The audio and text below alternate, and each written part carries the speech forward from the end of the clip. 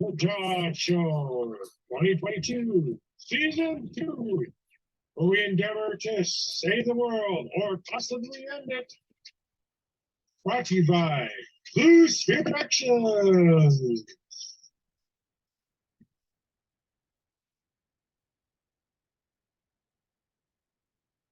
Join us every Friday on YouTube and Facebook Live. You can find us everywhere. Join us here live, 3 p.m. on the J.A.W. Show.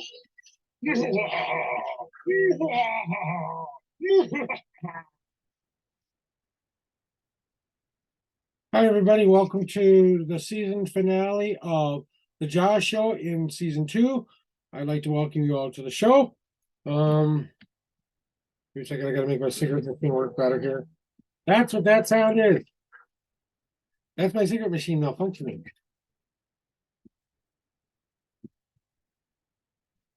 Now I'm like, okay.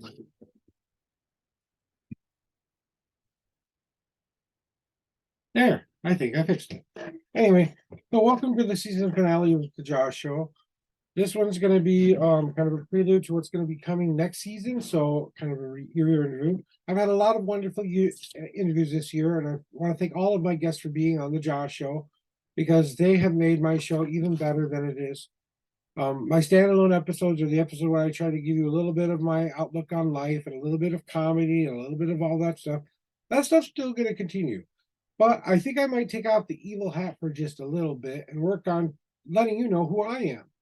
And so the first couple episodes of October 14th is the next season opener. And what I will be putting out there to everyone here is that the world, needs to know me a little bit better and what the real plan is, So if you guys want to find out what the real evil plan is, you have to tune in on the 14th because then we're going into it in detail. Or maybe I should just do that now and we'll not make you guys wait. Uh-oh. All hail Lucifer. He's on the show. Look, my cat has finally made it. Oh, look. Hey, you made it on the show. Right, Puzzle? There you go.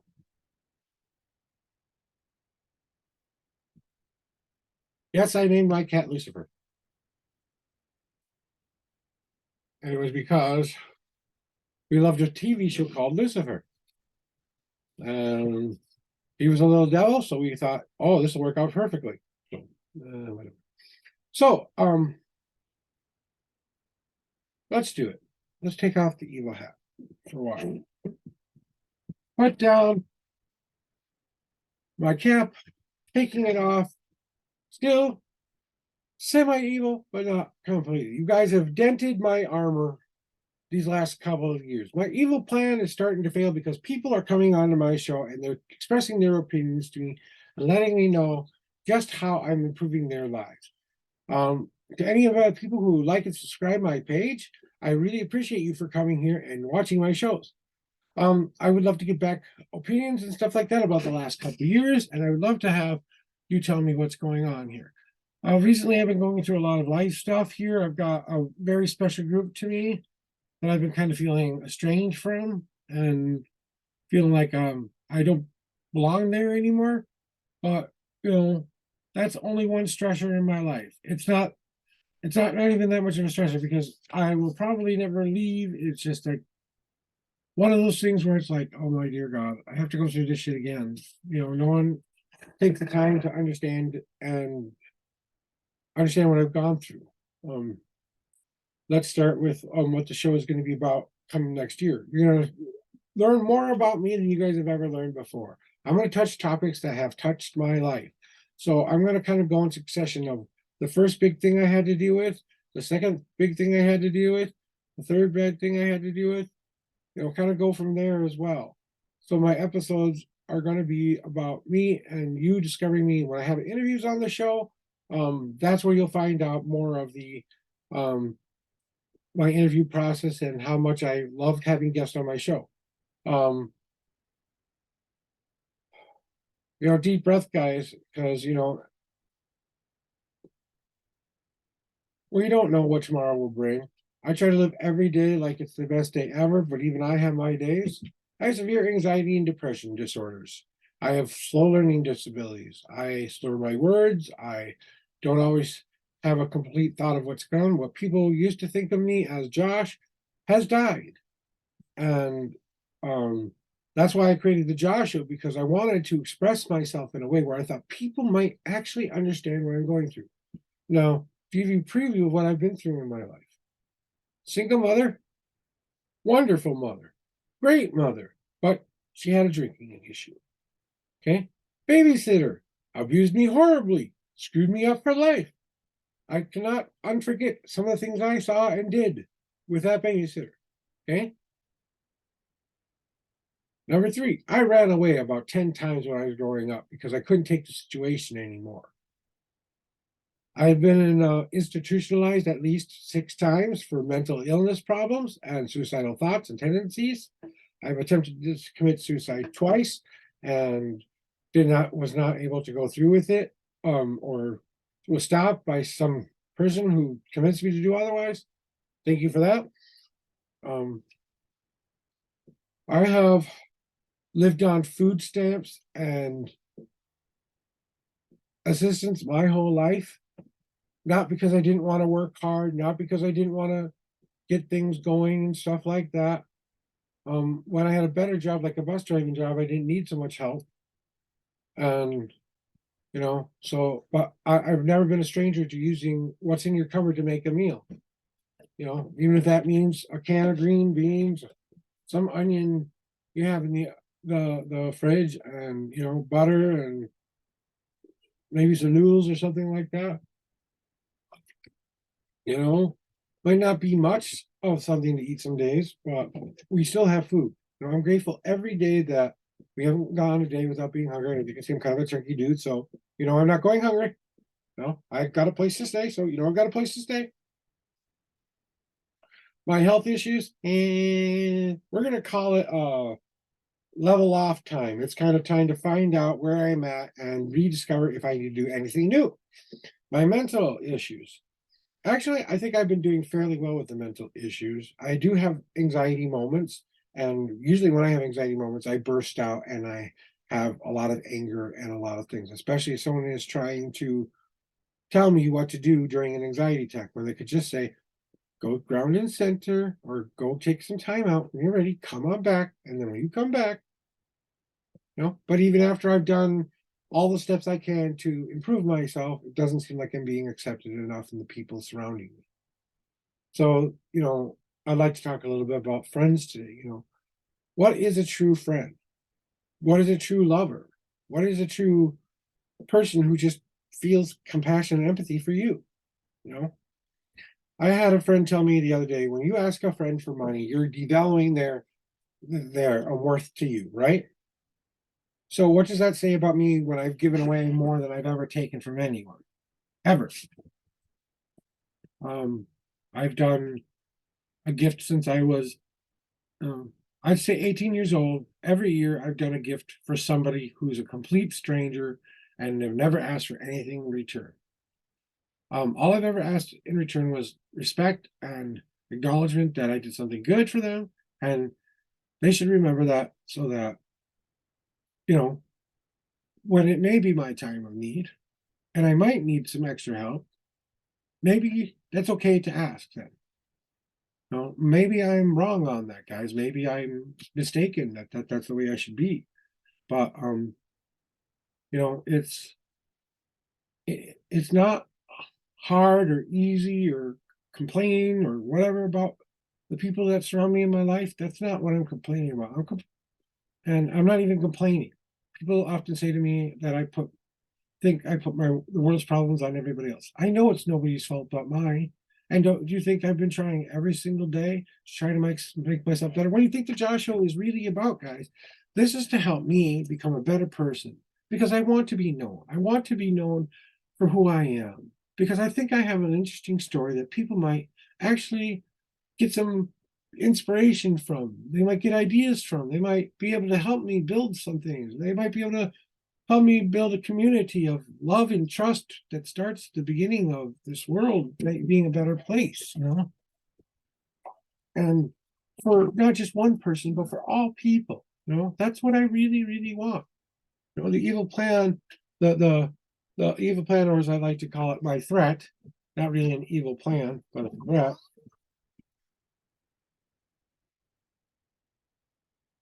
Making a cigarette and destroying a cigarette. All right, see how that works, guys? See? Things are falling. Those evil people trying to stop my evil plan. Things just fall over in my room sometimes. But the real evil plan is to bring people close together as a community and make us better living whole than we are separate. Look, it did it to me again. See, if this isn't a lesson for all those people out there, see, things happen in life. Rip cigarettes. I tear them apart. I save the tobacco for another day, right? Let's try this again. One more try, and then I get the cigarette and talk to you. Well, at least that one didn't rip. Yeah. I'm going to only do that every day.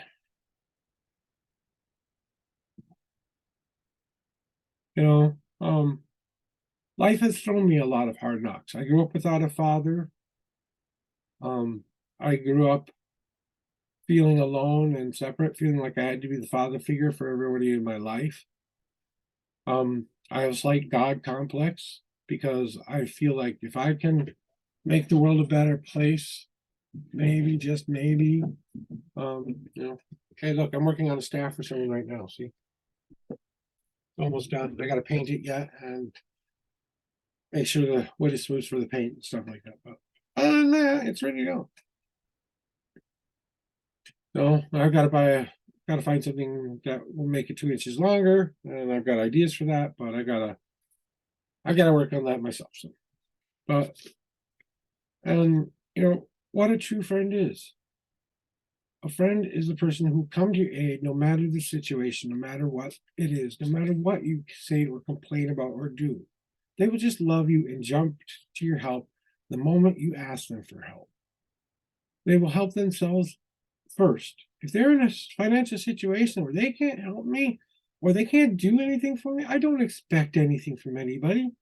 I don't expect anything at all. Every day I wake up, it's a brand new day. I could die in 5 seconds. I could die in an hour. I could die in 20 more years or whatever.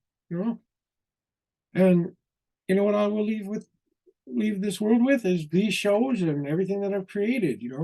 Maybe one of my ideas or things will get put into an art museum or some shit like that. Maybe someone will come along and go, he's an interesting guy and I liked him and I want to collect his shit, whatever. That's the after I die dream. I know that's never going to happen when I'm alive. I know that. I know that I'm not as popular as some of these people out there on YouTube. I'm not even getting, I don't even have a following, more than 26 people who I think just followed me because they're my friends, and I love my friends. I really do. I've gone out of my way to help people, even when I didn't have money. I couldn't help them monetarily, but I could help them in other ways. I found them resources. I found them places to stay, places to stay. I've helped 4 people find homes. I've given money away, big amounts of money away to people when I had that kind of money. When I get money, the first people I think about are my friends. Yeah, I thought of myself too, but after I've caught up on bills and we've gotten everything paid that we need to get paid, then yeah, we go a little crazy on the buying stuff for ourselves stuff sometimes. And we try to save and put things away, and then things come up. Like we had a really good contractor who was helping us because we gave some money to a friend of ours. We had some money come into us and they were about to be evicted and they didn't have anywhere to go. We thought we could at least give them time to rent a truck, stuff like that, get out of there, find a temporary place to put their stuff for a month at least, and we gave them a significant amount of money. Okay. Now, because I did that, just that friend knew how much bad my house was and has been forever. They suggested I talk to my neighbor, and I talked to my neighbor, and she had a contractor who helped us fix our house. Now, yes, I still owe that man money, and I plan on paying him completely. But at least now I have a home where I won't fall through a floor anymore, and I have working water everywhere. you know.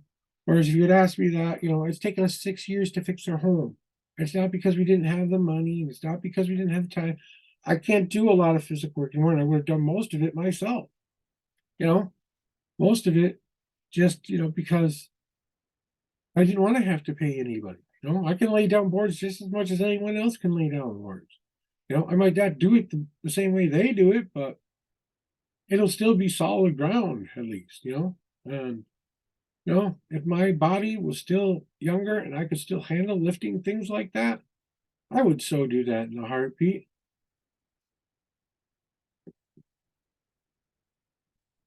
And it's not about how much I've given or what I've given or anything. All I wanted was respect and the the appreciation that I did do something nice for you. And I don't think I've ever gotten that from any of the people I call friends sometimes. You know, a true friend is a lot of different things to a lot of different people. My definition of a friend is different than your definition of a friend. You know, and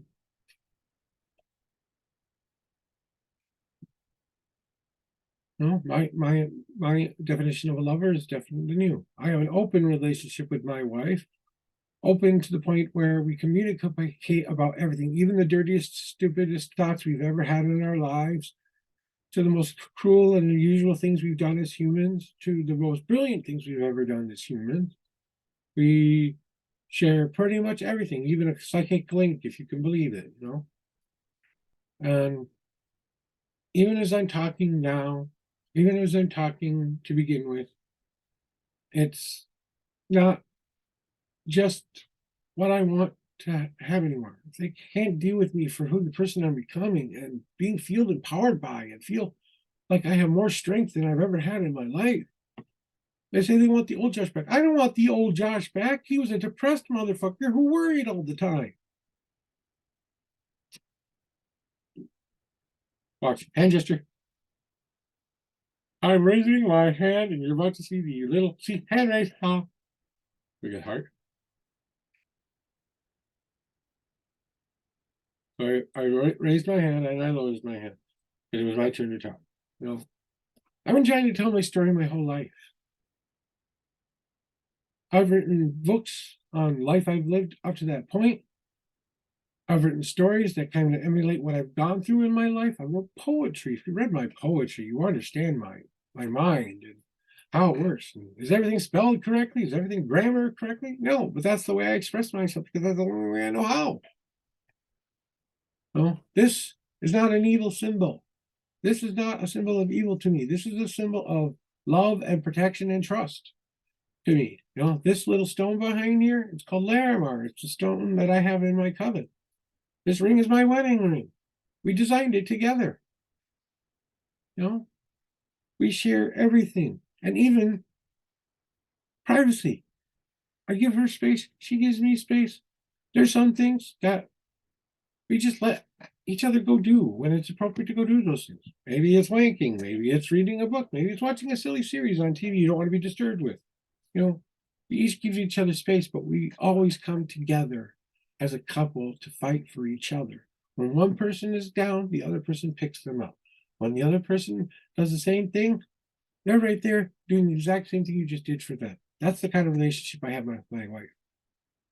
I would never, ever, ever give up this woman if it cost me every last dime I had, every physical thing I owned.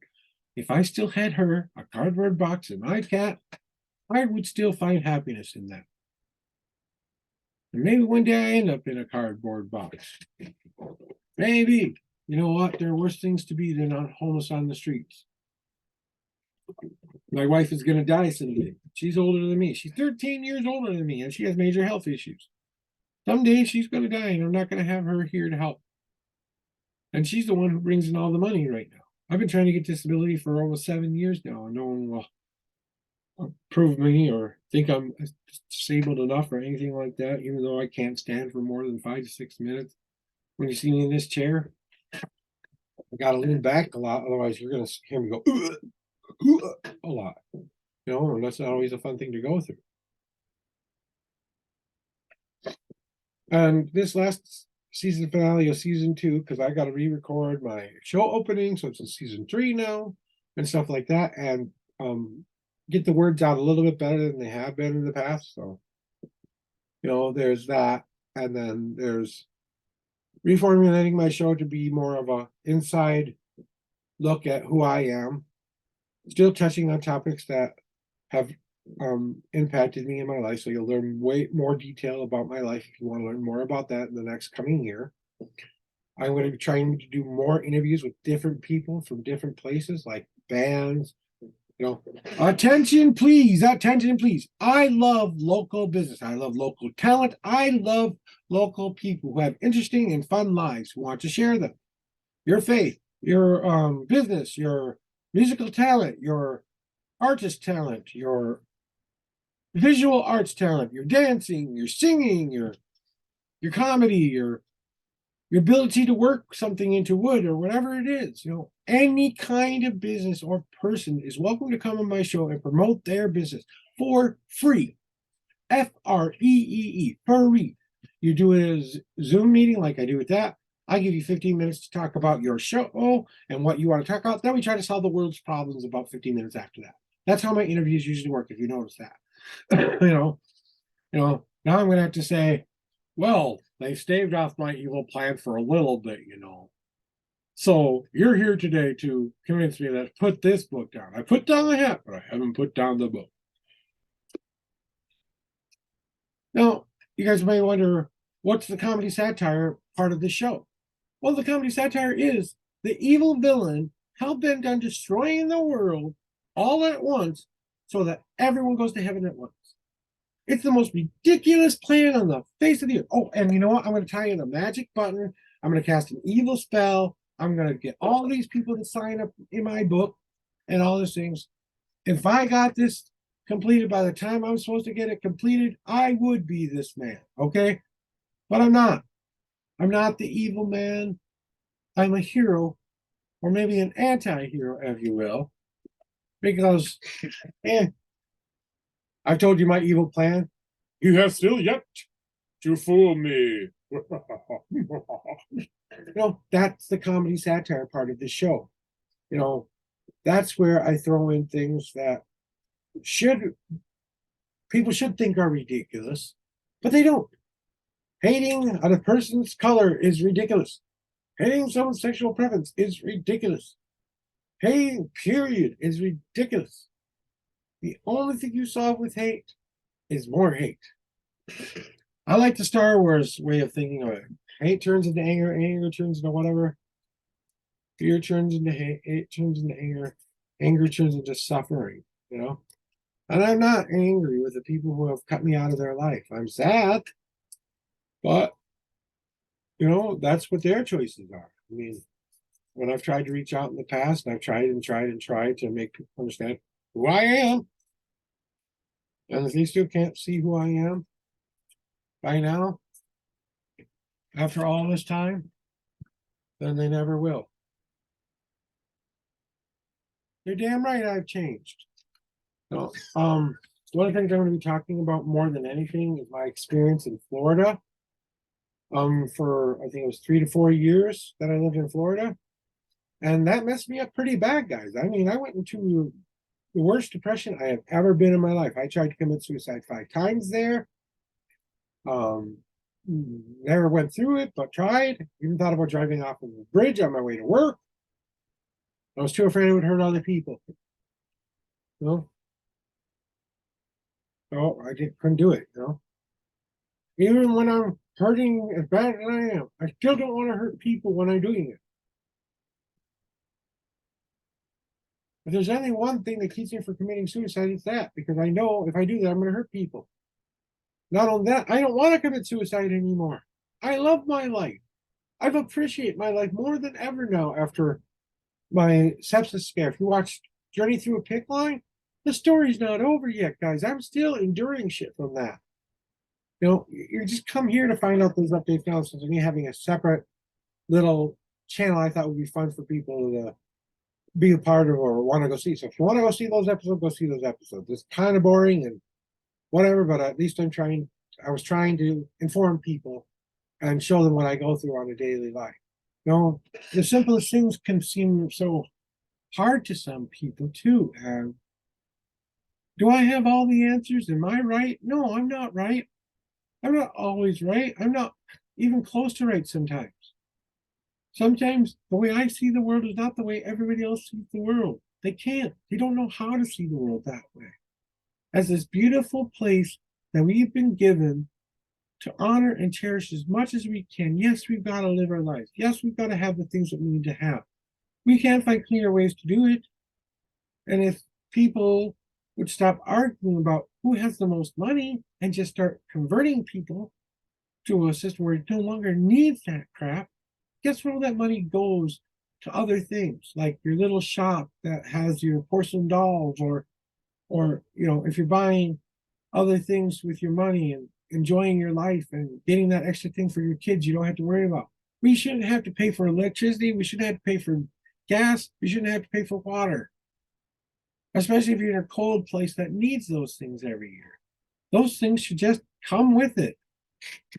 I mean, everyone, they say we don't have enough resources to do that. Well, then let's find a way to give people what they need and what they want. There are things that produce methane every day.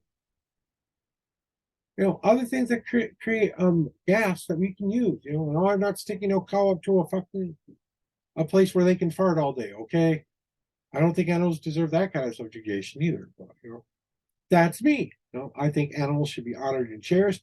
If you're hunting them and you're doing it for sport, at least have the dignity to take home the meat and give it to someone who used the meat. If you're going to do a trophy of that head, fine, take the head as a trophy, use the meat. Don't just leave a deer or something that you've killed out in the wilderness. Now, if you hit it with a car and you ran it over and nothing you could do about it, like a squirrel or something like that, well, understand that they've been surviving with these things for a long time. And if they think they can make it, they're the judge of what they can do. I'm basically going into squirrel mode. Squirrel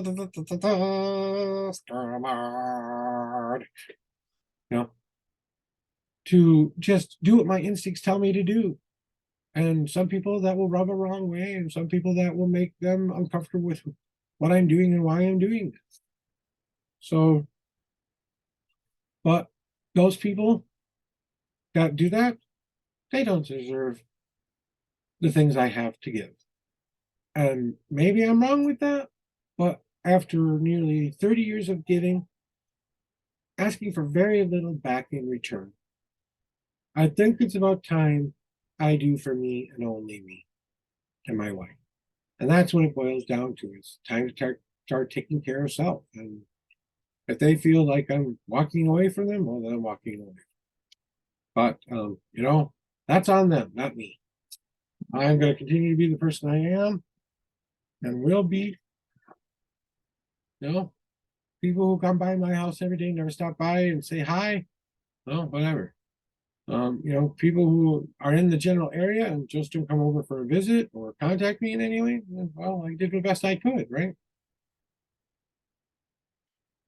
I try to help my friends more every single day, and I will continue to help the people I call friends. But for those of you who just don't like who I'm becoming or what I'm all about coming up in the future, I plan on being more outspoken. I plan on being not hiding my feelings anymore. If that means that they're uncomfortable with that, they're uncomfortable with that.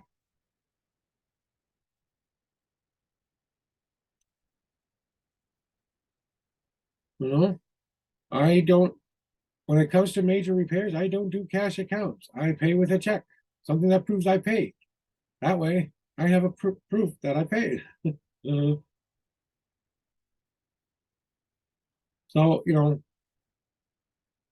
it's easy for me to sit here and tell you how to live your lives and what to do with it, how to think, how to believe, and all that stuff. It'd be easy for me to sit here and do that. I try to give you the options of taking what I'm saying as something worth listening to or not listening to. So I want to thank everyone who's come to watch season 2 of the Jaw Show. And I want to thank everyone who's been on my show as an interviewee. And I'd like to thank people for coming and liking, subscribing my page. So don't forget to like and subscribe my page over here in the corner there. And we'll see you next week on season 3. Thank you guys. I will talk to you soon.